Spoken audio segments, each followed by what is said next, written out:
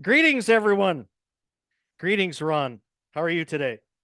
I'm good, buddy. How are you? I'm doing really good. Hey, everyone. I'm with Ron Nielsen again. He's the author of the awesome book, the very dense, difficult. It's good. It's definitely it's an amazing read. The History of Federal Lands in the United States, located at the History of Federal Lands in the United States.com.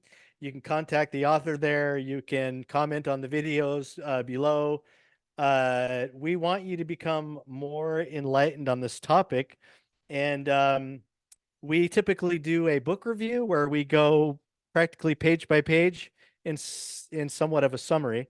We're asking people if you are going to watch these videos that you don't just watch the videos, that you use it as an accompaniment to buying the book so that you can better understand the topic.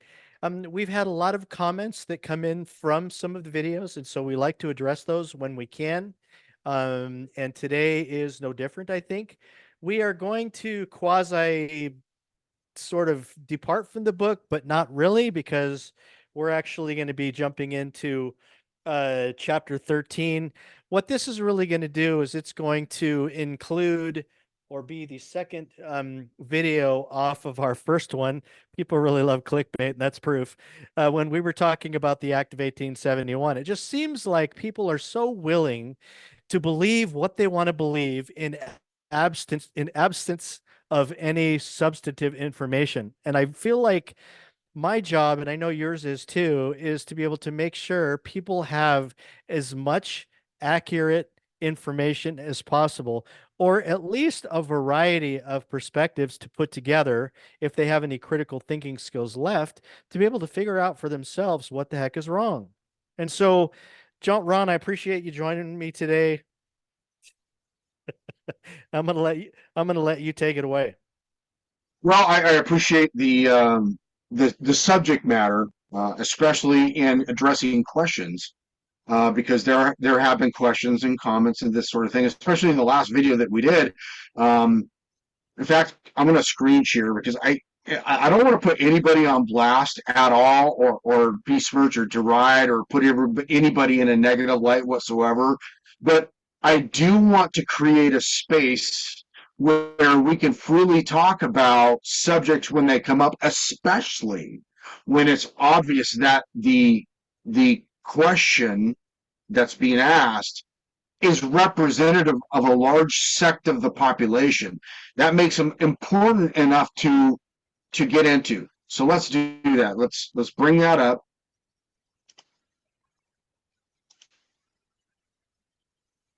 And I'm going to, so for anybody that hasn't seen the last video that's watching this one, you'd have to watch the last video, and we discussed in it the the conspiracy theory that the Act of 1871 and or because these are different, it's the same conspiracy theory with different evidences underpinning it, right? So it just morphs as one set of evidences are removed from the equation because it can't it can't pass muster anymore. So they just keep morphing it as time goes along, as the evidences get proved to be wrong.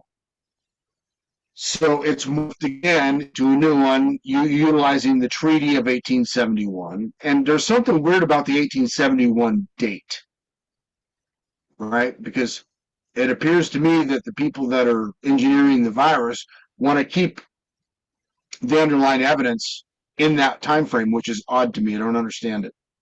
Um, so anyway, so the comments that come in are sometimes extremely important, sometimes not. This one really struck me and Tom because he read it as well as I think this is representative. The question of a large section of the population. So I don't want to deride the question, and I have to preface what's about to occur here with this statement. There are a lot of ways that I can approach the subject matter. I can approach it legally, politically, philosophically, right? Each one of those is a very different approach. For example, if we were going to approach this question philosophically, we wouldn't have a question about whether or not it's lawful. We would have a discussion about whether or not it's moral. You see what I mean? Yes. So I'm going to read the question, and then I'm going to read my response, and then it'll give everyone a good idea of my frame of mind when I responded to it. Okay. The question: why do you have to squash conspiracy theories like the one of putting us back under British rule? It would be easier to convince people to have a tea party and thrown off British rule than what we have now, as people are, quote, out of the Declaration of Independence, more disposed to suffer, while evils are sufferable, than to right themselves by abolishing the forms to which they are accustomed, end quote, as the Declaration of Independence says. Here's my response. Thank you for the question. It is an important one. I've been hoping somebody would ask it. There are a multitude of problems related to the question. The first problem that comes up is the assumption inherent in the question. This assumption is that only revolution can solve the underlying problems we are facing. The second problem is whether or not a revolution will solve the problem. And the third is, of course, the fact that as the killing starts, fixing the problem takes a backseat to winning the conflict, and the original purpose always gets lost in a sea of emotion. The Civil War is an excellent example of all of these. History shows the outcome will be worse than the status of things before the revolution. I am always wary of those pushing a Civil War solution, even if they mean well. I haven't even brought up the spiritual component involved. If we don't find another means of conflict resolution, we will not survive as a species. Obviously, you can see that the response that I chose to come at the angle was philosophical from a position of morality as a species. Now, I could have answered this legally, and I could have answered this politically. And there are components of each one of those embedded in the question, because there are components of each of those embedded in our participation in the system. Because there's a political component, there's a legal component, and there's a philosophical component in human beings creating systems for themselves so that they can perpetuate civilization. Okay, so if you talk civilization, it's inherently a philosophical conversation.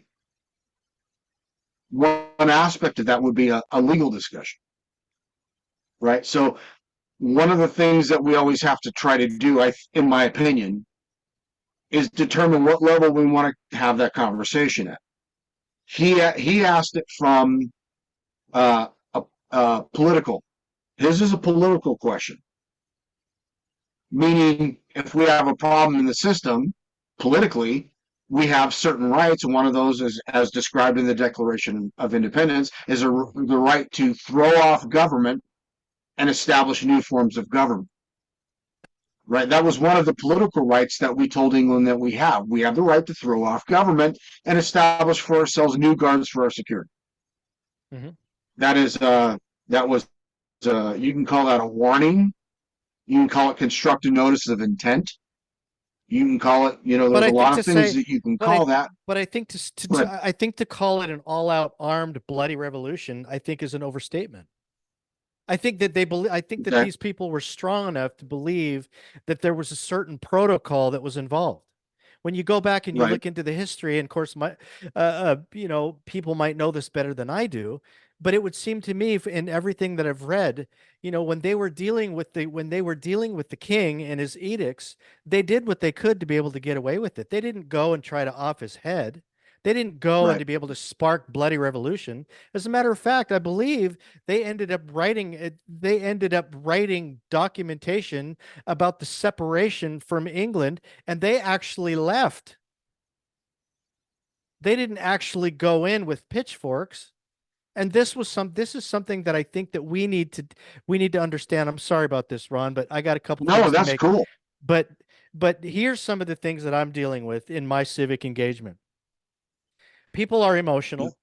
People don't have the intellect or the intellect necessary, or they haven't prioritized the intellectual side over the emotional side. And we Right, all know, and so that means that they don't recognize the fact that there's a quote, and I can never remember it, but acting in emotion usually has horrible unintended consequences. Number right. one. So number Yep, two, in my since 2015, you and I have seen this. We've seen the rise of the Lightfoot militias, right? We've seen yep, SPL come out and say, "Oh, these are yep. anti-American, anti-government, whatever." The freedom thing in Montana, the freedom, what were they called? The Freemen in Montana. Yeah. So we've got Lots of groups. so these militia people. When I went in there, and I don't want to lambast anybody else either, but I'm just talking about what's real. Okay, my Right, experience from when I walked in there because it's important to understand. Um, people would I would ask people what they knew about the militia, and this is when I was pretty well studied on the history of the militia, and I found out they knew less than I did. So here are leaders of an organization of the militia that could arguably be used as as a mechanism for physical confrontation, let's say, and these people had no historical understanding of the militia other than, the age of 18 and 60, and they have the right to, bear arms and all of that. Meanwhile, they're wearing US Army issued camo. Okay, yeah. that's another issue that nobody even bothered to see. And Uh-huh. there's this idea, this arrogance, this sort of like over testosteronized, in order to make our case about how bad we are, we're going to have our weapons and we're going to show them. Boy, we're not going to show up at the legislature, and this is part of what I'm getting to. If there's a call about a legislature that is anti-gun or whatever it is, um, these people are nowhere to be found. But yet, by triggering their motion and saying, "We need you down here at the legislature right now because we have this bill that's going to pass that's going to restrict your firearms," everybody loses their crap. Okay. Yeah. And everybody shows up, and then they've got rallies, and they're going to wave their AR-15s in the air like they just don't care, or whatever. And I mean, God bless some of these guys, but can we just be serious and intellectual and grown up for a minute? So here's the other thing. I'm on a No, diatribe. dude, it's great. It's perfect. Okay. Perfect. Go ahead. The other one, my big one. JBS is really big on the con, right? Here's Yeah. another one. The con. It doesn't matter what you know about the issue. Forget about the fact that there's an organization out there that has supplied 66 years of accurate information on things like the con that we can they can provide, and people are not interested. Do you know why they're not interested? Because they're acting in emotion. They're not acting on intellect. They're completely violating the principle, the basic principle of consistency, right? Yeah. And in what do they call it? Is a Latin term, reductio ad absurdum or something like that. It's reducing somebody to absurdity. Anyway, so the people that are supporting this, and I was just told today by a legislator, Tom, you've got to dumb it down. Well, you know what? I can't. You know what? What if I can't dumb it down? I know. Let me use emotion. Let me pull on your heartstrings and use children and used in the name of security, like the government does, to be able to get you to buy into what I want. So if I Yeah. have to appeal to you on an emotional level so that you'll pay attention to what I'm telling you at an intellectual level, you, my friend, might not even be worthy of the freedom that you have right now. One more thing. The other thing to consider is this. Why is it that people are so quick? The country's going to hell in a handbag, no doubt, right? And I meet Right. with people, I meet with all of these different groups, and they're like, well, it's just there's nothing we can do. We might as well take up arms. I said, is that an emotional response or an intellectual response? And do you have any sort of political, moral, religious, legal, anything to be able to base your claim? And they look at me like, well, that was kind of an intellectual comment. I'm not ready to accept that because I'm in full on emotion. So these guys are willing to take up arms against the government, which is abusive, but they forget the two basic things. We can operate on emotion, or we can operate in lawlessness, or we can operate within the law. And what I mean by that is not what's legal, and we have to do that too to some degree because we did get ourselves in this mess. But our job is to be able to operate and help people understand not only the difference between what is legal and what is lawful, but to be able to operate within the law so that we can try to maybe appeal to people on that intellectual level. And the other thing about this to consider, sorry, I just can't believe I'm doing this. Sorry. No, dude, get it out. The other, I know I'm going to purge, then I'm going to have to go take a nap. So, so the conspiracy. So now we have these conspiracy theories, right? Everybody, Yeah, no, first of all, nobody knows the difference between a conspiracy and a conspiracy theory. If people got one right. thing out of this video, what I'd really like them to understand is that there's a difference. You can go to CIA.gov and you can figure out where the phrase conspiracy theory came from. Okay. There, the government was the one that created the phrase. Okay. And they did it for a reason. And it was to detract you from the truth. And that's why it's so popular now. And it just shows the ignorance of people because they listen to something and they think it's a really cool talking point, and then they use it, words like sustainable, right? I mean, it's just Yeah, garbage what they do. But what they talk about, why would you want to destroy people's conspiracy theories? Hello, why would I want to destroy people's utopian dreams of totalitarianism disguised in the name of liberty? We yeah, live in this country. We're supposed to be, we should support and defend truth. We should be lawful. We should be moral. We should be truthful. And we should help people understand when things are not truthful. And that is what we're doing right now. So if you have some sort of preconceived notion about how you think that we should allow people to believe in theories, which is what it sounded like to me, with all due respect, no. My job is to be able to make sure that I give people the most accurate information possible. right. And so, with all of this, with what I'm saying, and I'm going to hand it over to you for the rest of it, I promise, Don't snap is, on me. is the fact that emotion is driving this country. Do you remember in 2008 when Obama was elected, right? All the Yep, Democrats just swore that Jesus, oh, they were crying and oh, yep, and all the right wingers, right? They're like, ah, yep. ha, ha, ha. See those Democrats? They're all on emotion, and they used that. They started talking about emotion and no That's right. facts and all that, right? What happened Yep, later? 8 years later, Trump becomes president, and the Republicans are doing the same thing, except the exact same Democrats thing. didn't know smart enough to go, oh, see, they're operating in emotion. But we have become hypocrites to every single degree possible. We sit there and we say that we know what the government is doing, but yet we're dumb enough to be able to allow them to hoodwink us to do it again. And You're right. I'm absolutely sick of it. So Well, you let me take it point away, something man. out. Let me point something out. Yuval Harari Noah has already stated that we're in an era where human beings are hackable. Everybody's heard this by now. And if you haven't, then you're just not paying attention. You live under a rock. Mhm. He stated that human beings are hackable. Why would this dude say such a thing? The reason why is because we have enough science now to prove that the human genome is programmable. And if it's programmable, it's hackable. Well, everybody's going, well, this is the first time we've ever heard that. Exactly. Exactly. This is the first time that you've heard it, and they've been doing it for a very long time. Mhm. All right, so what does all this mean, though? Well, this means that if you're programmable and then you're hackable, series of questions emerge from this automatically, unbidden from the From an emotional subconscious. And one, side or from an intellectual side? well, both. I'm kidding. Both. There are going to be all these emotions, all these questions. There's going to be philosophical questions. There's going to be logical questions. There's going to be emotional questions. You're going to have all the stuff that's going to surface going, well, wait a minute.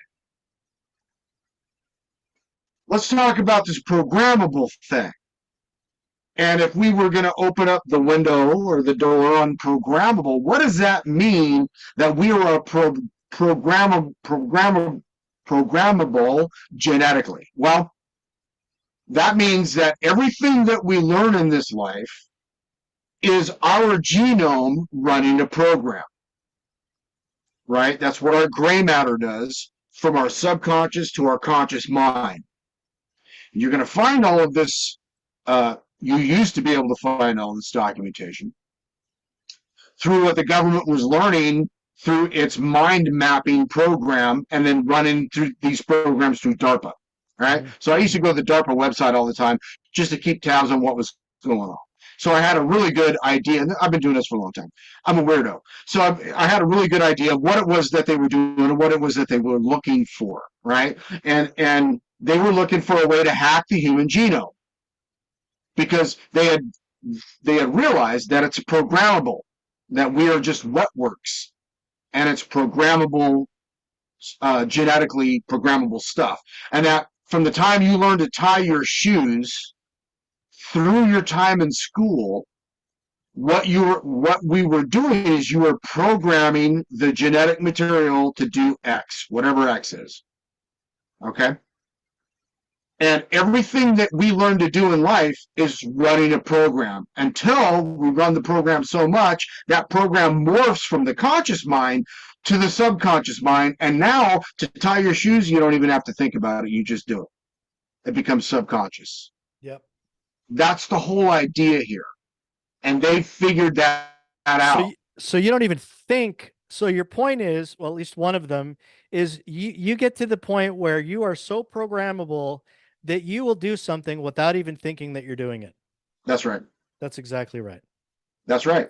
And so they figured that out. And they go, okay, so all we need to do is introduce information, data, into the things in our society that are built to do the programming, education, social structures, right? So that's where we learn how to function in life. We learn through education, and then our mentorship through our families, and our mentorship through our friends. And so if you can figure out those mechanisms that drive that programming and you can inject into those systems the program, you're going to program an entire generation. And so when Matthias Desmet writes a book on this whole thing, where he talks about mass formation psychosis, one of the things that they're trying not to do is get into this subject, because I'm going to be attacked for saying these things. I have been before. I say these things, and it elicits an immediate emotional response. And people just come out hard against me for saying these things, as if I'm the one that's originating these thoughts and trying to push them. It's like, no, I'm just telling you what these people are doing. Well, It doesn't originate from me. the irony is that a lot of the heat and the animosity that you get are going to be from the people that have taken taken time to know you for years. You guys can Yeah, almost agree on a whole host of issues, but yet, boy, I'll right. tell you what, I mean, there's some religious ones that I guess it's illegal for me to talk about now, but where the government is withholding freedom of speech, but yet you have the Christian sect and many other people that believe in, no declared wars, and the fact that, we should use the Christian sect to be able to, to force ourselves on other countries for in the name of God or whatever, not even realizing that totalitarians of old have all done that. That's right. And we now know from Jordan Peterson and several other people, some good books written on this, that the educational system that the nation decided to use was predicated on something that happened in I forget which nation it was, but a bunch of our educators went over there to look at their education system because they knew that what we needed was a control apparatus. We needed to use the educational system to get control of the population. Right? They wanted some semblance of That's exactly control. right. Now, Well, I mean, for looking at whatever a couple of reason, things that came.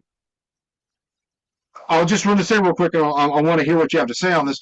But No, that's fine. I'm not talking about conspiracies here. I'm talking about facts. And we could talk all day about what the purpose was for the control, but it doesn't really matter. The purpose was to get control, right? And the best way to do that is to learn how to do the programming in such a way where it bypasses all the filters, because that's one of the things that DARPA knew when they were doing the brain mapping. Is they go, okay, well, the human biology, the whole system is set up with a certain amount of protection mechanisms and filters. So we got to figure out a way to bypass the mechanisms and the filters so that we can get right to the brain to do the initial programming or the prolonged programming. And one of the best ways to do that they found was that as long as it's acceptable from the people around you, Mhm. it gets past the filters, because one of the things we do in our social structures is we determine from the people around us whether or not something is acceptable or not. So if everybody else accepts it, the chances that we're going to accept it's very good. So Yep. anyway, you were going to say something. You should better bend over and take it like a good boy because everybody believes that you should. Ha, right. That's my biggest frustration is I'm living in a world where, I find that my circle of influence is becoming smaller and smaller. My trusted circle of influence is smaller and smaller and smaller, and it's like right around Ron. No, but I Yeah, mean well, the people that I once trusted, I no longer trust because I'm realizing I have a heart to be to have knowledge. If it was in a biblical sense, I was the one that was praying for knowledge. Above all else, I want knowledge. And some people are like, oh, I just want Fritos, or I just want Doritos, or I want, whatever they want. I want information. Why do I want information? Because I know that people don't read. I know that people need the information I have, but now I have a whole different problem. Now that become educated to this degree, now I realize that people don't really want what I have. So it's a little yeah, frustrating because now my entire future and my future of my children and yours and the people like uh, our friends and all of that have children, they don't realize the ginormity of what is happening that is coming to be able to eat their children. And so, yeah, I mean, I'm going back and I'm looking. I read a thing about Edward Bernays on propaganda. Have you ever read that? right. Oh Oh my yeah, I gosh. know all about Edward Bernays. Yes, Yuri Bezmenov he and his figured out a way to ideology. use advertising to Yeah, bypass the that's filters, and it right. was part of the programming. That's right. Ideological Subversion by Yuri Bezmenov. I mean, I started watching videos about MK Ultra at first. Everybody's like, "Oh yeah, that's some conspiracy theory," and I'm like, "Oh my gosh, no, it isn't. It's right there. They actually did it." Yeah, Electrolysis and all the stuff. Is that right? Electricity. They used shock therapy to be able to do whatever. Then I found out there was a direct link to mental illness, which is the one thing that they actually decided that they wanted to fix. So let's just back off for a second and go all the way to the beginning of the video. Why shouldn't we allow people to continue to believe that this stuff isn't true? Are you kidding me? It's preposterous. So here, well, here's the thing, Tom. No, I'm glad that you brought that up. That is a question that inherently has to be asked by each individual, because I'm going to tell you something that you already know that maybe the people watching this don't seem to quite equate. And here's what it is: our global society is set up for the pursuit of power. yes, It is not set up for the pursuit of truth. Now, you got people in it that are seeking truth, but the systems in their entirety are set up in the pursuit of power. Now, we have different labels for these pursuits for power. We can call this self empowerment, right? We can call this self empowerment of women, self empowerment of minorities, self empowerment all over for all these different things. We can call this the pursuit of power for creating a business, the pursuit of. So it's always the pursuit of power. And even if we say, well, I'm just looking for the power to defend myself against the world around me or something, it's the pursuit of power. I changed my pursuit of power once I realized that I was a biological computer that was operating programs that were programmed into me from birth. And I started reviewing those programs, and I started recognizing that the programs do not allow you a pursuit for truth, because there's too much conflict between the truth that you're going to find and the program that you're running. And that turns into a biological problem, mm, because your brain is having a hard time between what's programmed and what it's seen, and it's got to try to figure out what's going on there, and it'll cause you literal physical distress, yeah. and It's most people don't want to go through that. and people will walk away from it because of that. It'll be, what do they Right. call it? They call it information overload Yeah. or cognitive dissonance fall under that category, you suppose? Yes, it does. Yeah. So when we go back and we address this, because I want to be able to kind of keep it the topic. Of course, you could do whatever you want. When we were talking, because I was gonna label this at the Active 1871 the sequel, because I really like the fact that it was programmable, clickbait. I told you, Yep. if you make the topic appeal to people, people will click on it. So So this let is me a do and that so screen share again of that dude's really quick, and I'm just going to tell everybody what I'm doing. I'm going to go back to that screen share if I can find it. I might have closed it. go ahead. I got to open it up again. Go ahead.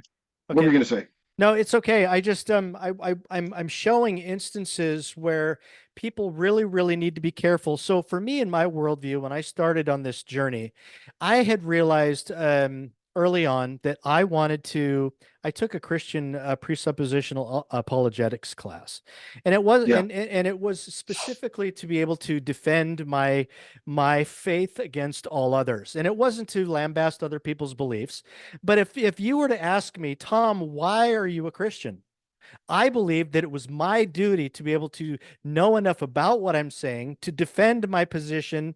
So whether you were like me or whether you weren't, at least you could go, well, wow, he at least could explain why he believes the way he does.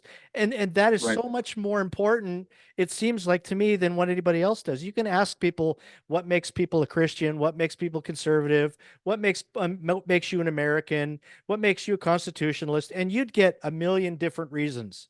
Right. There is no, so they're all sort of arbitrary sort of definitions, nothing concrete. But I Yep. wanted to be able to make sure that I could defend every position that I ever said out of opening my mouth. Whether I'm good at it, I don't know, but that's been my pursuit.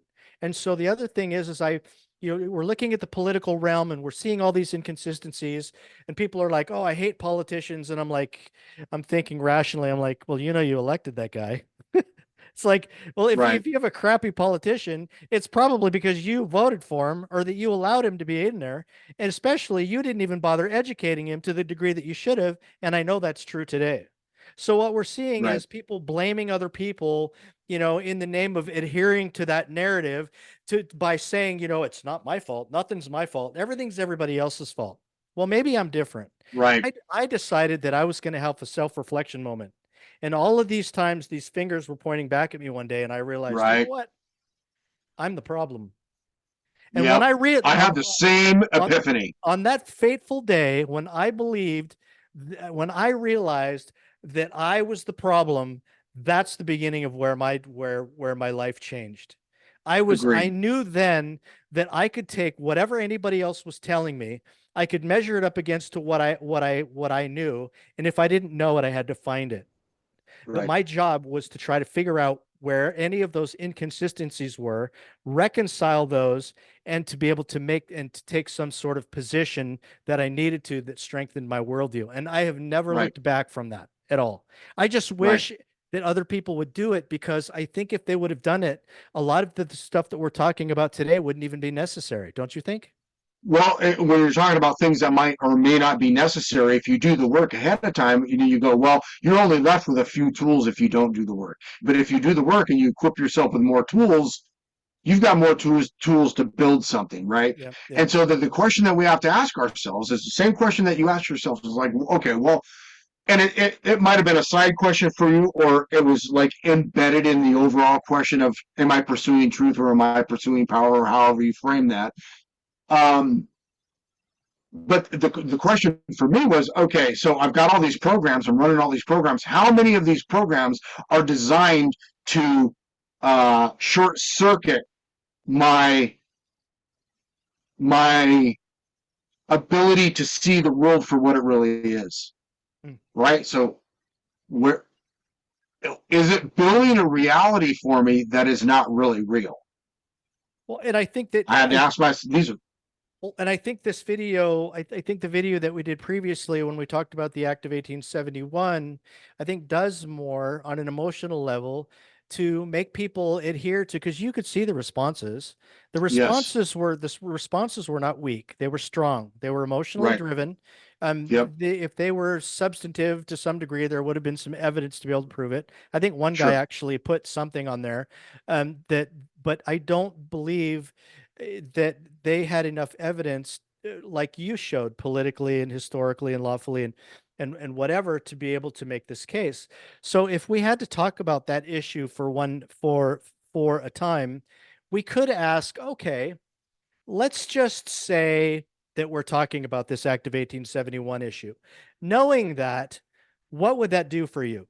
And for all of you people that are listening to us right now that believe that we're liars, or that we're gone to the dark side and whatever it is, knowing, if you believe that the Act of 1871 is real and it's that important for you to force other people to believe it, why? What would you stand to gain out of that? So let's just say the United States is a corporation. We could say, well, to some degree, you're right. They've created their series of municipal corporations. Okay, now what? So Exactly. then you want to go into the British, the British registry, and you want to go into the, the British Crown and the Netherlands, and you want to go into all that stuff. Let Well, me ask. let me interrupt Hang you on a right there, second. Tom, really Let quick. me ask. Okay, Let good, me say good, something. Are good. you what are you going to do about it? And let me ask you a better question. What are you doing right now to better your country? If you would rather be a keyboard warrior and you'd rather say, well, they're wrong and they're wrong and they're wrong and they're wrong, but I've never seen you at the State House. I've never seen you write letters. I've never seen you on the TV. I've never seen you call in on local radio shows. What is this? Is this some sort of pocket ideology that you have that only comes out when people talk about it on video? I mean, Aaron, if I sound a little upset, I am. And it's because You should be. I wish my fellow Americans would, dare I say it, just I don't know. elevate ourselves just a little bit and recognize that we're all in pursuit of truth. We're all in pursuit of liberty. We're all in pursuit of the restoration of this country. And we have to start thinking in terms of what is going to get us there. We could go in, Ron. We could talk about the Aquarian conspiracy. We can talk about whether the Boston Tea Party was about tea, or whether it was having relating to the Opium Wars, according to the British East India Company. We could go into all of that stuff. But ultimately, what are you going to do about our current situation right now? And is the vehicle that's going to get us there talking about the Act of 1871? Go ahead. Very well put. Excellent questions. So we're still dealing with the Act of 1871 and what I've called the mind virus. But let's just deal with it as it's framed, Act of 1871, and the 1871 time frame as the mechanism that was used to create Corp USA. All right. So most of the conservatives that I know are always pounding on the table saying, obey the Constitution. Perfect. Point to me anywhere in the Constitution that forbids the United States from creating United States Corp. It doesn't exist. There is no restriction against the government creating a United States Corp. Even if we Ooh. say that everything that you and I, right? Yeah. Even if we say, and let's just say that everybody says that those two guys are out to lunch. Fair enough. So let's frame this a different way then.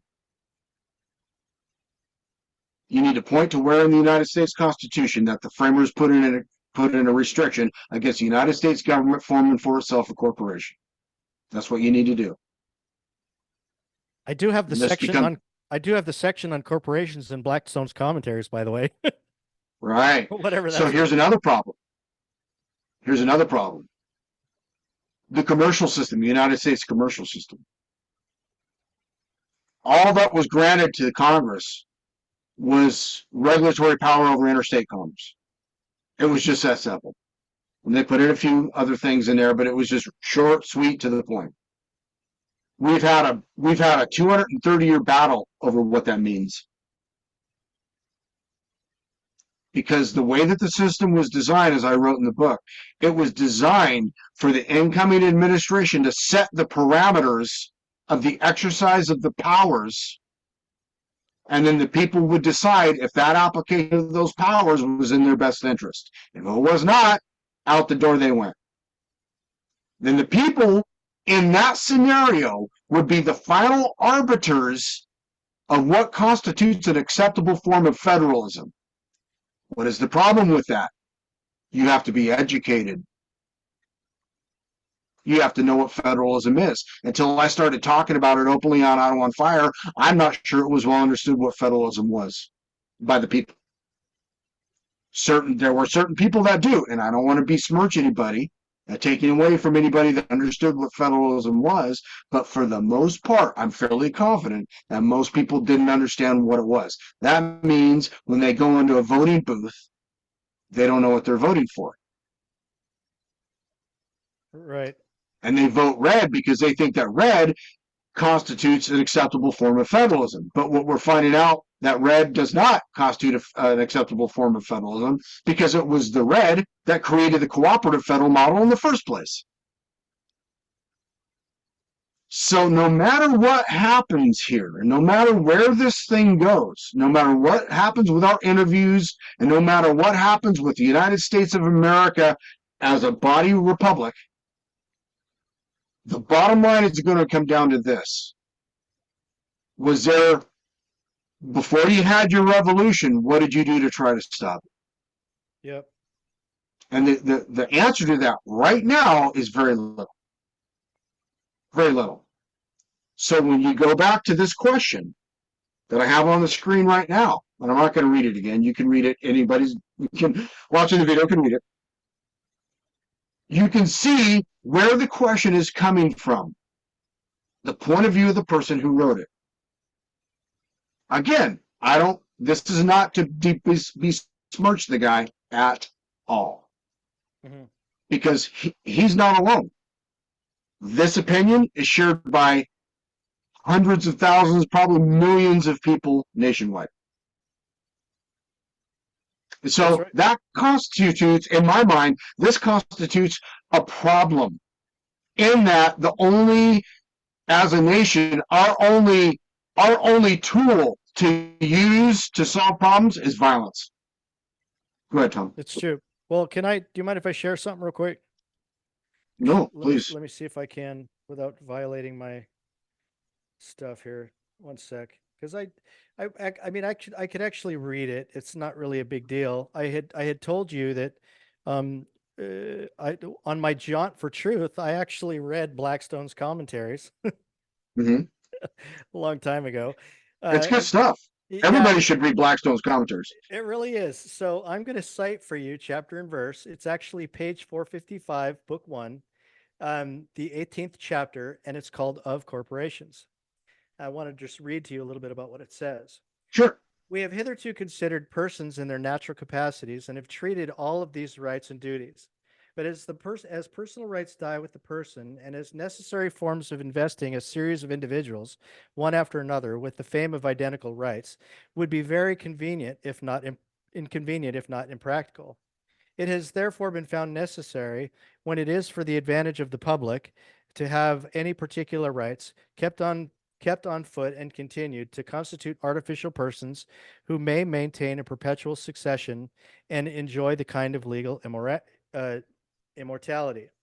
These artificial persons are called bodies politic, which is what you alluded to before, bodies corporate, corpora corporata, or corporations. So even if we were to talk about now, we talk about British common law being the cornerstone for our Constitution.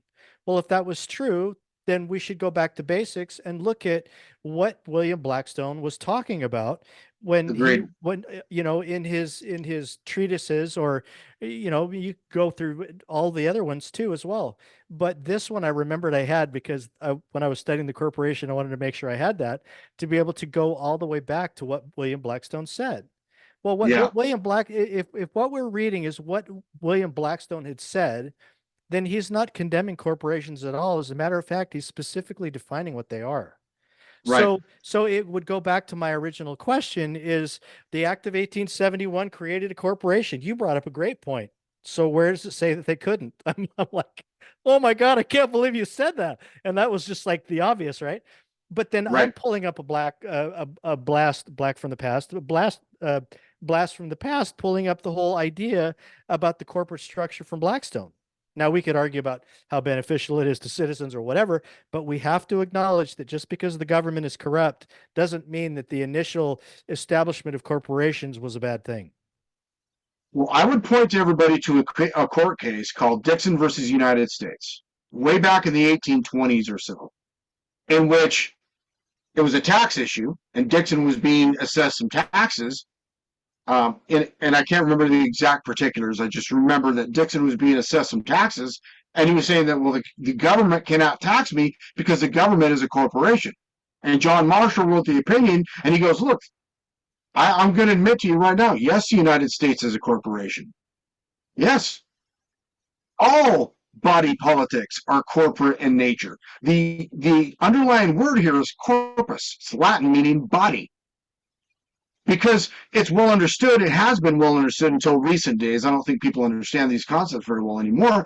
But for artificial creations like corporations, they had to develop a whole system of law to be able to handle those, because the law at the time was only really dealing with flesh and blood human beings. Yep. And so they had to create these theories to deal with these bodies that weren't flesh and blood, right?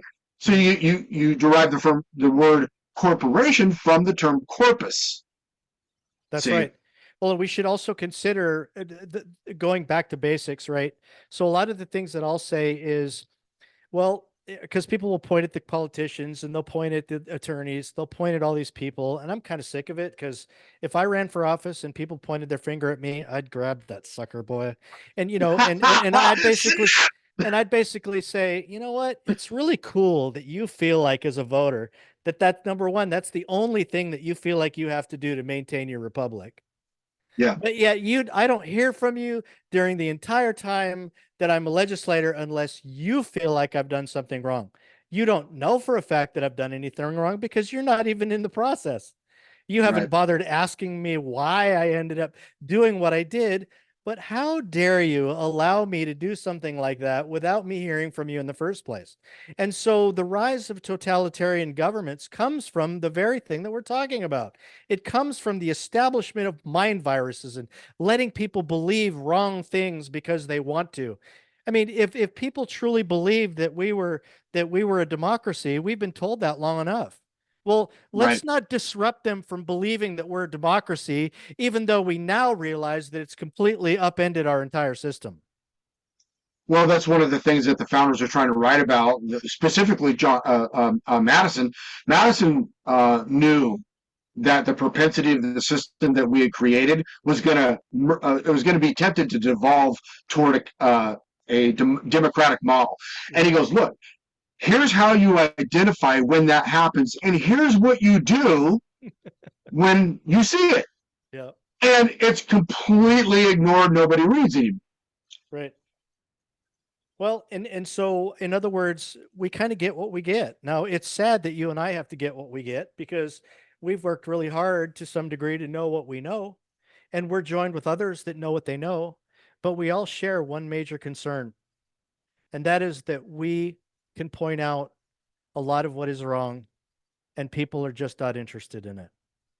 And so therefore, in a democratic sort of way, the majority rules. If the majority of people are ignorant, then they end up taking the less ignorant with them. And that's kind of Well, where and we are.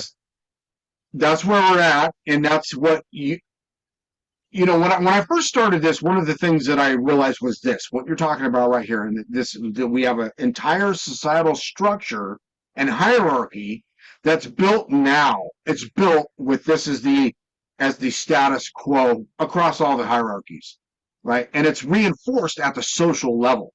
Mhm. And when I realized that it's being reinforced at the social level, I realized that if I continue interacting in the social sphere, I'm going to have to be running up against this all the time, and my resistance to it is going to be seen as resistance to them in general instead of resistance to the mind viruses that are embedded in this social structure.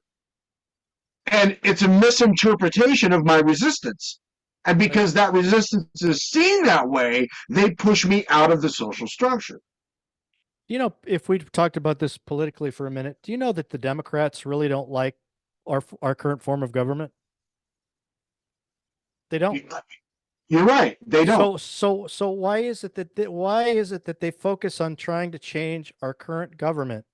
They don't know anything about what was originally intended. No. They believe some other thing that we should go in the name of progress.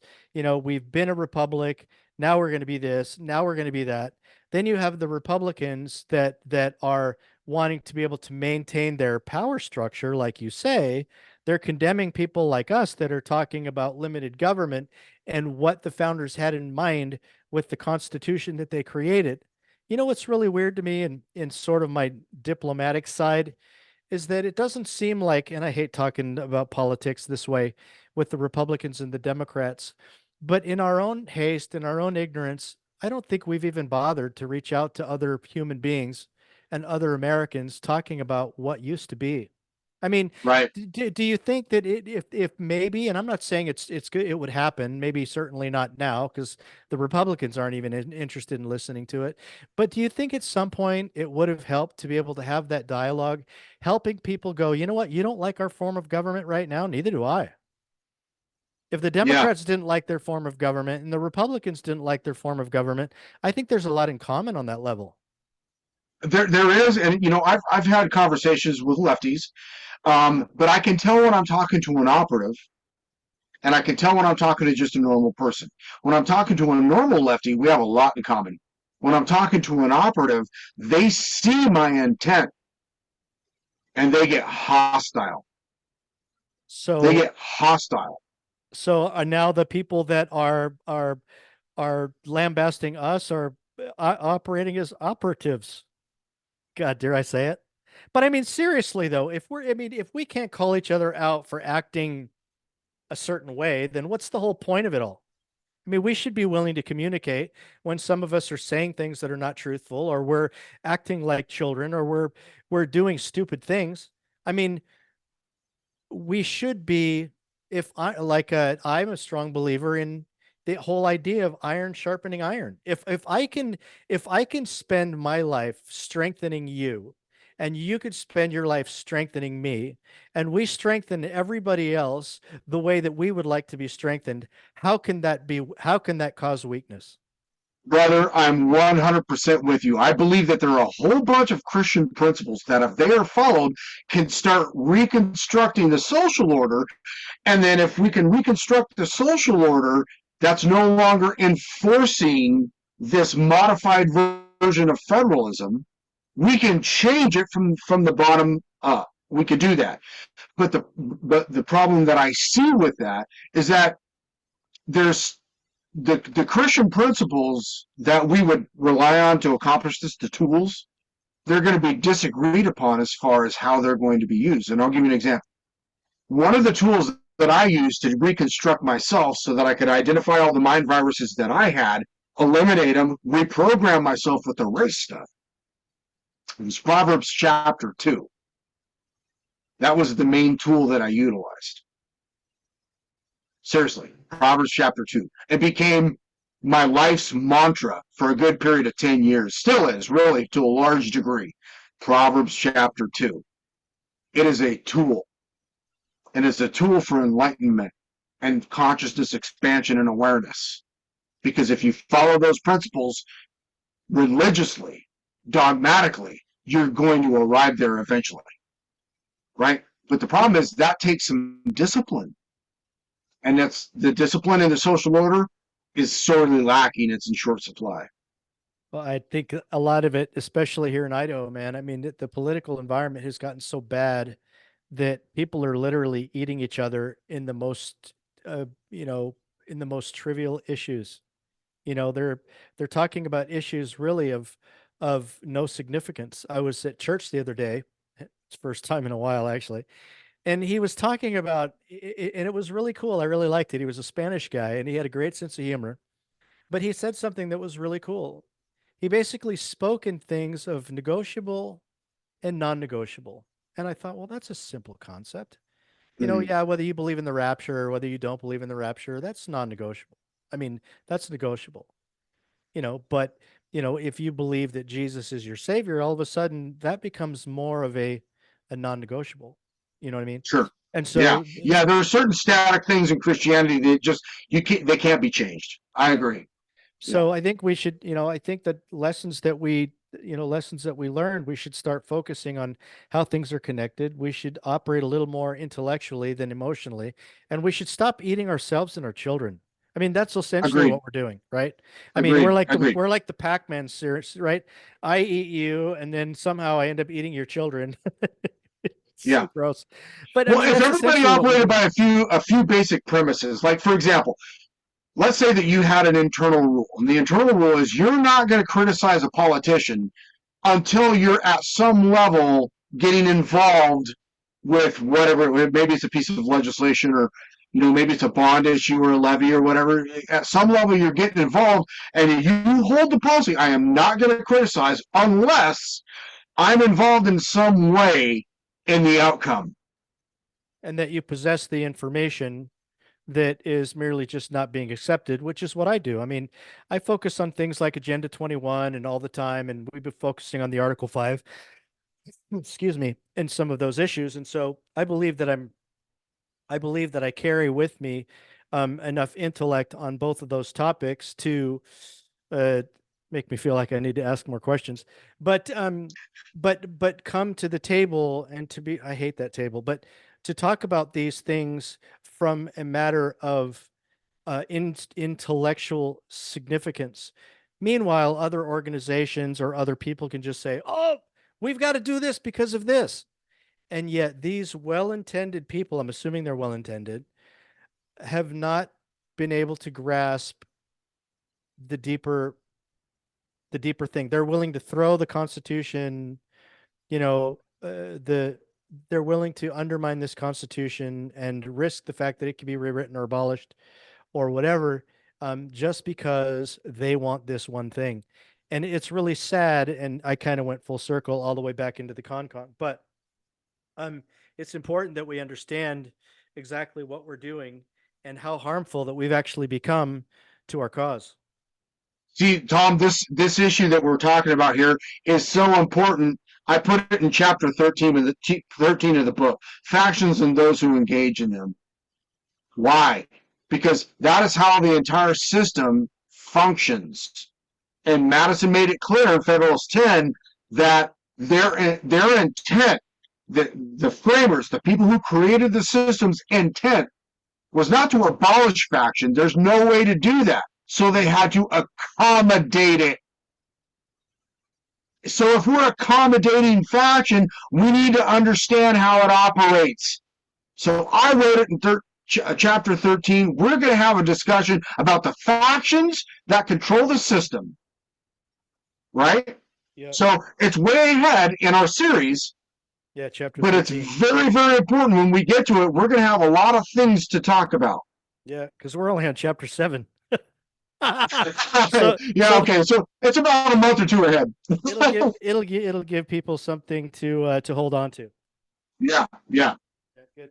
Well, I think we're actually up on time, actually. I didn't know we were going to do it. We started at, yeah, it's been 46 minutes. No, it's been an Wow. hour. No, 226, 326. Yeah, we're just up on it. So any closing comments or anything that you have before the next one?